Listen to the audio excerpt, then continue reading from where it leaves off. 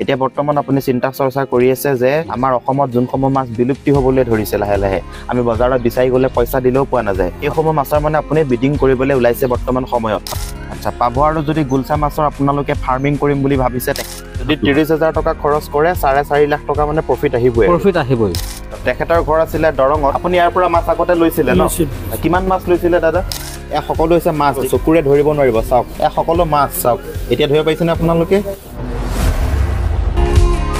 মাছৰ ফাৰ্মিং কৰিম বুলি ভাবিছে নেকি যদি আপোনালোকে মাছৰ ফাৰ্মিং কৰি পেলাই মাহেকত 60-70,000 টকা উপাৰ্জন কৰিম বুলি ভাবিছে আপুনিও কৰিবলৈ পাৰিব এজন ব্যক্তিয়ে মাছৰ ফাৰ্মিং কৰি মাহেকত 2 পৰা 3 লাখ টকা উপাৰ্জন কৰে তেখেতে শিঙি মাগুৰ মাছৰ বৰ্তমান ফাৰ্মিং কৰি আছে কেটফিছ মাছৰ বৰ্তমান তেখেতে ফাৰ্মিং কৰি আছে যদি আপুনিও ভাবিছে যে ময়ো কেটফিছ মাছৰ ফাৰ্মিং কৰিম আপুনিও কৰিবলৈ পাৰিব মাছক প্ৰতিপালন কেনেকৈ কৰিব লাগে মাছক তেখেতে কি খুৱায় নমস্কাৰ দাদা নমস্কাৰ প্ৰথমতে আপোনাৰ শুভ নামটো জনাব মোৰ নাম ফাৰুক আব্দুল্লাহ গাঁৱটো হৈছে শিলপুখুৰী থানা মিকিৰবেটা ডিষ্ট্ৰিক্ট মৰিগাঁও আপুনি কেটফিছ মাছৰে ফাৰ্মিং কৰে কেটফিছ মাছৰ বাহিৰে কিবা বেলেগ মাছৰ ফাৰ্মিং কৰে নেকি কেটফিছ মাছৰ বাহিৰে আমি নকৰোঁ আমি যে তেনেকৈ সৰু আছিলোঁ সৰুৰ পৰা দেখা পাইছোঁ যে IMC যিবিলাক মাছ এইবিলাক মাছৰ হেচাৰি আমাৰ ইয়াত কমচে কম 300 মান হৈ যাব য'ত নেকি 300 হেচাৰি আছে তাত আমি যদি IMC মাছৰ প্ৰডাকশ্যন কৰোঁ বা বেলেগ যিবিলাক নেকি কম দামী মাছ হয় সেইবিলাক মাছ যদি আমি প্ৰডাকশ্যন কৰোঁ তেতিয়াহ'লেতো আমাৰ কোনো ভেলুই নাথাকিব ইউনিক কিবা এটা ভাবি পেলাই আমি যিবিলাক নেকি থলুৱা মাছ মানে বিলুপ্তি হৈ গৈছে বা বিলুপ্তি হোৱাৰ পথত আছে সেইবিলাক মাছৰ আমি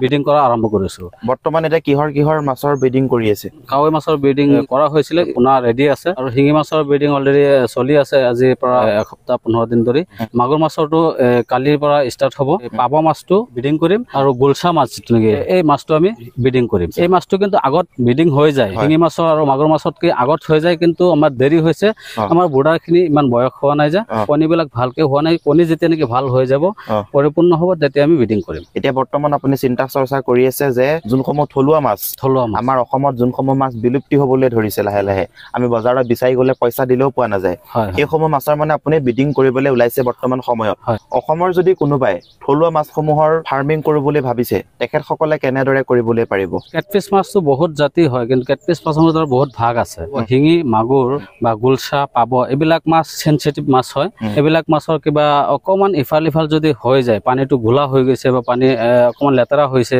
পানীৰ হাইটটো কম আছে তেতিয়াহ'লে মানে বহুত ধৰণৰ বেমাৰ আহি যায় বেলেগ মাছত পটককৈ নাহে IMC মাছৰ যদি আপুনি ফাৰ্মিং কৰে IMC মাছৰ ইমান পটককৈ বেমাৰ নহয় মিৰ্কা ভকুৱা গাছ কাপ কমল কাপ মানে এইবিলাক মাছৰ যদি ফাৰ্মিং কৰে কোনো ধৰণৰ বেমাৰ নহয় বুলি ক'ব পাৰি শিঙি বা মাগুৰ এইবিলাক মাছৰ বহুত বেমাৰ হয় বেমাৰ নোহোৱাৰ আমাৰ ট্ৰিটমেণ্ট আছে বেমাৰ নোহোৱাৰ কাৰণে ট্ৰিটমেণ্ট আমাৰ আগতেই কৰিব লাগে বেমাৰ হ'লেতো ট্ৰিটমেণ্ট কৰিলে মাছৰ গ্ৰোথ কমি যায় এণ্টিবায়'টিক খুৱাব লাগে এণ্টিবায়'টিক খুৱালে মাছৰ গ্ৰোথ অট'মেটিকলি কমি যায় মাছৰ যিমানখিনি সময়ত হাৰ্ভেষ্টিং হ'ব লাগে সিমানখিনি সময়ত হাৰ্ভেষ্টিং নহয় কেতিয়াবা মাছ য'ত নেকি 20 কুইণ্টেল হ'ব লাগে তাত 10 কুইণ্টেল পায় কিন্তু সেইটো কাৰণে আমি আগতীয়াকৈ ট্ৰিটমেণ্ট কৰিব লাগে কাষ্টমাৰে ভাবে যে আমি আগতীয়াকৈ সেইখিনি জানিবলৈ চেষ্টা কৰিম বা শিকিবলৈ চেষ্টা কৰিম আমি সেইখিনি ট্ৰেইনিঙৰ এটা ব্যৱস্থা কৰি দিম আমি ফোনতো শিকাই দিব পাৰিম আৰু যদি আমাৰ ঘৰলৈ আহে ঘৰতো আমি শিকাই দিব পাৰিম সুবিধা আমি ৰাখিছোঁ কালিৰ পৰা আমি মাগুৰ মাছৰ ব্ৰিডিংটো কৰিম এতিয়া মাগুৰ এইমাত্ৰ ধৰা হৈ গৈছে একদিন আগত মাগুৰটো ধৰিব লাগে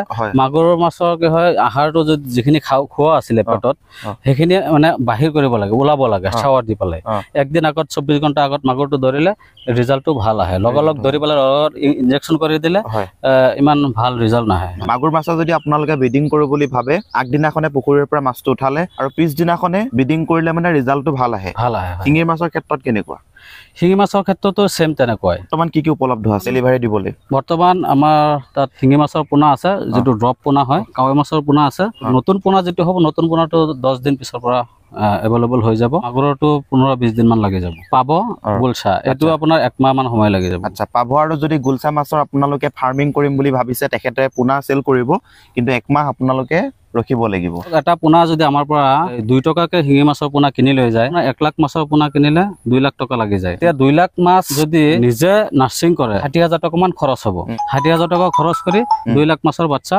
নাৰ্ছিং কৰিব পাৰে আমাৰ পৰা যদি স্পন লয় স্পন লোৱাৰ পিছত 60,000 টকা খৰচ হ'ব আমি যদি পোনাটো দিওঁ হয়। 2 টকাকে ধৰো 60,000 টকা খৰচ কৰিলে 2 লাখ বাচ্চা পাই যাব আমাৰ ইয়াৰ পৰা স্পন যাব প্ৰায় 2.5 লাখ 3 লাখ স্পন যাব ইয়াৰ ভিতৰত আপোনাৰ মৰ্টেলিটি হ'বও পাৰে কোনোবাই যদি দাদা নতুনকে ষ্টাৰ্ট কৰিব বুলি ভাবে মাছৰ ফাৰ্মিং কিমান টকাৰ পৰা কৰিব পাৰিব মিনিমাম সবতকে কম পইচা যদি কৰে স্পন নি পেলাই যদি কৰে তেতিয়াহ'লে কম টকাত হৈ যাব এজন মানুহৰ 2 কটা এটা পুখুৰী আছে 2 কটা পুখুৰীত 1/2 লিটাৰ স্পন দিলে 1/2 লিটাৰ স্পন দিয়াৰ পিছত তাতে আপোনাৰ প্ৰায় 1 লাখ মান বাচ্চা প্ৰডাকশ্যন হ'ব আৰু 1 লাখ বাচ্চাৰ পৰা যদি তেখেতে 80,000 বা 70,000 বাচ্চা যদি বিক্ৰী কৰি দিয়ে 2 টকাকে বিক্ৰী কৰিলে 1.5 লাখ টকা পাই যাব স্পনটো নিলে নিয়াৰ পিছত 2 লাখ মান বাচ্চা প্ৰডাকশ্যন হৈছে ইয়াৰ পৰা 20,000 নিজে ৰাখি পেলাই 80,000 পোনা বিক্ৰী কৰি দিলে 80,000 পোনা বিক্ৰী কৰিলে 1.5 লাখ টকা 1.5 লাখ টকা আহাৰ খুৱাব পাৰিব ইয়াত আপোনাৰ খৰচ হ'ব 1/2 লিটাৰ যে স্পন নিছে 1/2 লিটাৰ স্পনৰ গাড়ী ভাড়া চাৰা মিলি পেলাই 17-18,000 টকা মান খৰচ হ'ব যে আমাৰ পৰা স্পনটো ল'ব পাৰিব ধৰক 1/2 লিটাৰ 17,000 টকা আৰু ইয়াত আহাৰ যাব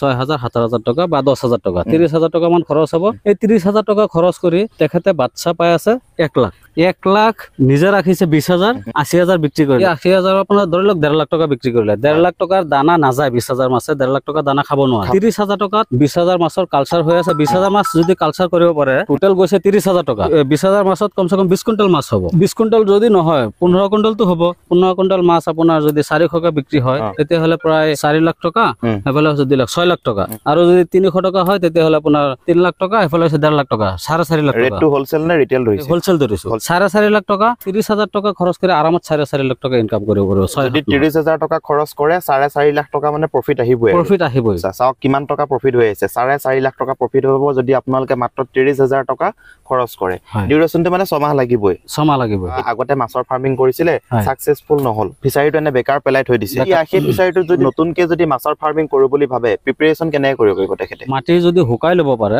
1 ফুট মান বোকা আছে বা 2 ফুট বোকা আছে এই বোকাটো হুকাই ল'ব লাগে এই আমি হুকাই দিছো হুকাই এতিয়া ইমানখিনি উঠাব পাৰো উঠাই আছো এনেকুৱা জায়গা আছে বোকা উঠোৱাৰ কোনো সুবিধাও নাই বা ইমান পইচাও নাই কম পইচাত যেহেতু বিজনেছটো কৰিব বোকাটো উঠাব নালাগে হুকাব দিব লাগিব যদি পুৰা হুকাই যায় হুকোৱাৰ পিছত ওপৰত চূণ দিব লাগিব চূণটো গুড়া কৰি ধৰক আপোনাৰ পেকেট চূণ যিটো আছে পাথৰৰ চূণ এই চূণটো পাউডাৰ চূণটো পুৰা দি দিব লাগিব পুখুৰীত ছটিয়াই দিয়া সময়ত অকমান মূৰত হেলমেট লগাই ল'লে ভাল বাইকৰ যিটো হেলমেট হয় হেলমেট লগাই ল'লে চকুত নাযায় ইয়াত আকৌ নিমখ দিব লাগিব কমসে কম 1 বেগা পুখুৰীত 20 কেজি 1 কটাত আপোনাৰ 4 কেজিকে পৰিব আৰু পটাছ দিব লাগিব 1/2 কেজি এইখিনি দিয়াৰ পিছত ব্লেচিং পাউডাৰ যিটো হয় ব্লেচিং পাউডাৰটো দিব লাগিব খলিহ দিব লাগিব এই শুকান অৱস্থাতে দিব লাগিব দিয়াৰ পিছত এটা হাল মাৰিব লাগিব 4 ইঞ্চি 5 ইঞ্চি ইমানখিনি বোকা হ'ব লাগিব তেতিয়া আপোনাৰ পুখুৰী প্ৰস্তুত হৈ যাব বেক্টেৰিয়া নাথাকে আৰু বেক্টেৰিয়া মাছক ক্ষতি কৰিব নোৱাৰে বৰ্তমান সময়ত কি মাছৰ ফাৰ্মিং কৰিলে বেছি গ্ৰোথ হ'ব সোনকালে কম সময়ত ইনকাম কৰিবলৈ হ'লে আপোনাৰ পাভ মাছ ফাৰ্মিং কৰিব লাগিব নহলে আপোনাৰ মাগুৰ গুলছা এইবিলাক এতিয়া গুলছা পাভ আৰু মাগুৰ এই তিনিটা যদি কৰে ভাল হ'ব মানে এই তিনিটা কৰিলে মানে বেছি ভাল হ'ব আগতে যোনটো শিঙি মাছৰ ট্ৰেন্ড আছিলে সেই ট্ৰেন্ডটো লাহে লাহে এতিয়া বৰ্তমান কমিছে অকমান পাভ মাছটো গুলছা মাছটো মাগুৰ মাছটো অলপ বিলুপ্তি হৈছে আমি পইচা দিলেও মাৰ্কেটত নাপাওঁ হয়নে বাৰু কথাটো যদি আপোনালোকে ফাৰ্মিং কৰে সেই বিলুপ্তি হোৱা মাছসমূহ মাৰ্কেটত যেতিয়া আপোনালোকে চেল কৰিবলৈ যাব ভাল মূল্য এটা পাব আপোনালোকে গতিকে আপোনালোকে এই মাছৰ ফাৰ্মিং কৰিব পাৰিব কৰিলে 100% সাকসেস হ'বই যদি কোনোবাই মাছৰ ফাৰ্মিং আৰম্ভ কৰো বুলি ভাবে মাছক কি মেডিচিন দিব লাগে কি খুৱাব লাগে সকলোখিনি আপুনি গাইড কৰিবনে সকলোখিনি মাছৰ বেমাৰ হোৱাৰ আগত ট্ৰিটমেন্ট কৰিব লাগিব এই মাছৰ ফাৰ্মিং কৰা অৱস্থাত যিখিনি লাগে মেডিচিন আমি যেটো ইউজ কৰি আছো লিভাৰটো ইউজ কৰি আছো ক্যালসিয়াম মাছৰ যেটো নেকি ফেট হৈ যায় মানুহৰ যেনেকৈ ফেট হৈ যায় মেডিচিন খালে ফেটটো কমে মাছৰো তেনেকৈ আছে মাছৰ যেটো ফেট হয় ফেটটো কমাবৰ কাৰণে মেডিচিন আছে ফেট কমোৱাৰ মেডিচিনটো খোৱালে মাছৰ গ্ৰোথটো বেছি হয় ফেট হৈ গলে মাছৰ এটা ডিজিজ আহি যায় বেমাৰ হয় কেঞ্চাৰৰ নিচিনা হৈ যায় মানে ঘা হৈ যায় পচি যায় মাছ আকৌ জিন্দাই থাকে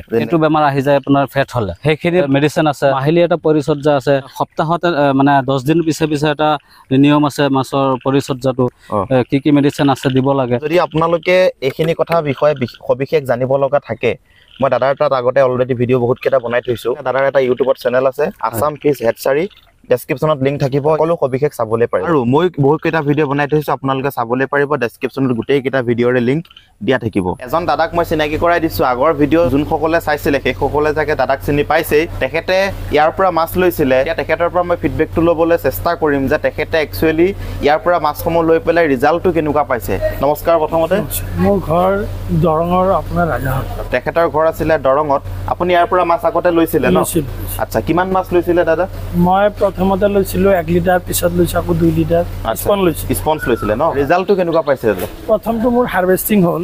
প্ৰথমটো তাৰমানে মই নতুন আছিলোঁতো, মোটামুটি লছ হোৱা নাই, মোটামুটি লাভ হৈছে, বেছি এটা হোৱা নাই। হয়। কিন্তু দ্বিতীয়টো ভালে হৈছে, এইটো হাৰ্ভেষ্টিং কৰিলেহে গোটেইখিনি বস্তু মই আপোনাৰ পাম। এনে মাছ ভাল হৈছে। মাছ ভাল হৈছে মানে লছত এতিয়ালৈকে অহা নাই আৰু? অহা নাই।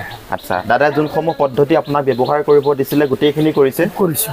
আচ্ছা, সকলোখিনি কৰি পেলাই ৰিজাল্ট ভাল পাইছে? ভাল পাইছে। আমাৰ অসমবাসী ৰাইজে যদি মাছৰ ফাৰ্মিং কৰোঁ বুলি ভাবে তেখেতসকলক আপুনি কি গাইড কৰিব? তেখেতসকলে যদি IMCতকৈ কেটফিছ কৰে বহুত লাভৱান হ'ব পাৰি। হয়। কাৰণ অসমত মাৰ্কেট আছে, কাৰণ বাংলাদেশৰ পৰা মাছ আনি অসমত বিক্ৰী কৰি আছে। গতিকে এই মাৰ্কেটটো যদি ইয়াৰ স্থানীয় যুৱক যুৱতীখিনিয়ে যদি ধৰিব পাৰে বহুত লাভৱান হ'ব পাৰে। যদি আপোনালোকে IMC মাছ কৰি আছিলে, ইমানটা যদি আপোনাৰ প্ৰফিট হোৱা নাই, কেটফিছ মাছ আপোনালোকে কৰিব পাৰে। আপুনি কি কি মাছৰ কৰিছিলে?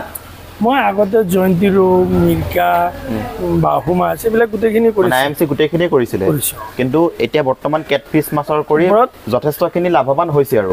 মই যোৱাবাৰ প্ৰথম কৰিছোঁ, এটা হাৰ্ভেষ্টিং কৰিলে, এইবাৰ আকৌ ল'ব আহিছোঁ স্পন।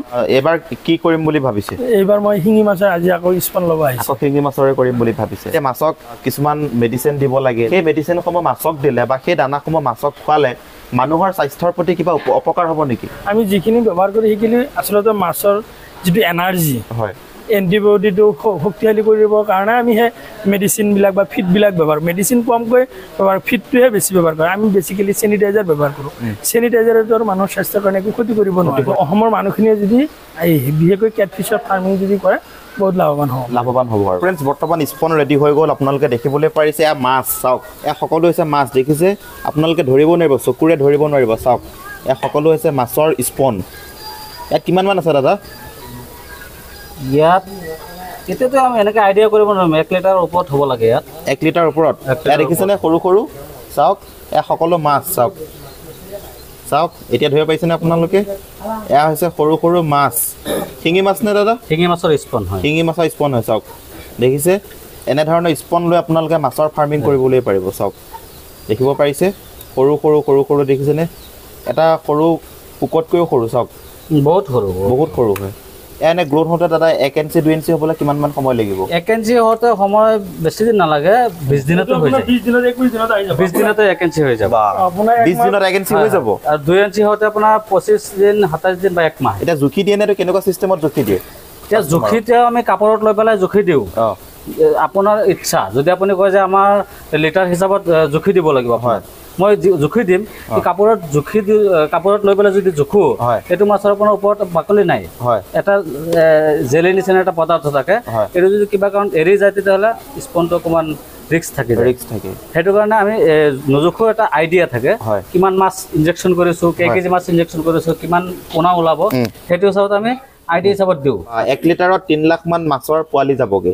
আমি এটা আইডিয়া হিচাপত দি আছো। তাৰপিছত কোনটোত কিমান হৈছে পলিথিনত আমি দেখা পাব। কোনটোত কিমান হৈছে, যোনটোত যিমান লাগে সেইটো হিচাপত দি দিওঁ। ইয়াৰ গেছ পিকিঙত যে নিব, এনে কিমান সময় ইয়াত ৰাখিলে অসুবিধা নহয়? এইটো 24 ঘণ্টাত একো নহ'ব। কথাটো হৈছে কি, আপোনাৰ 30 ঘণ্টালৈকে নিব পাৰিব। ইমান দূৰত নিয়াটো ভাল নহয়, আৰু ইমান সময় ৰখাটো ভাল নহয়। আচ্ছা, ইয়াক এটা দানা দিব নে দানা নিজাকে ভৰাই দিব? না, দানা চানা দিয়া নহ'ব। গতিকে এনেদৰে পেকিং চিষ্টেমত ডেলিভাৰী দিয়া হয়। দেখিছে? ইয়াতে অক্সিজেন গেছ ভৰাই দিব, দিয়াৰ পিছত ডেলিভাৰী হৈ যাব। এনেকুৱা পদ্ধতিত মাছৰ ডেলিভাৰী কৰা হয়।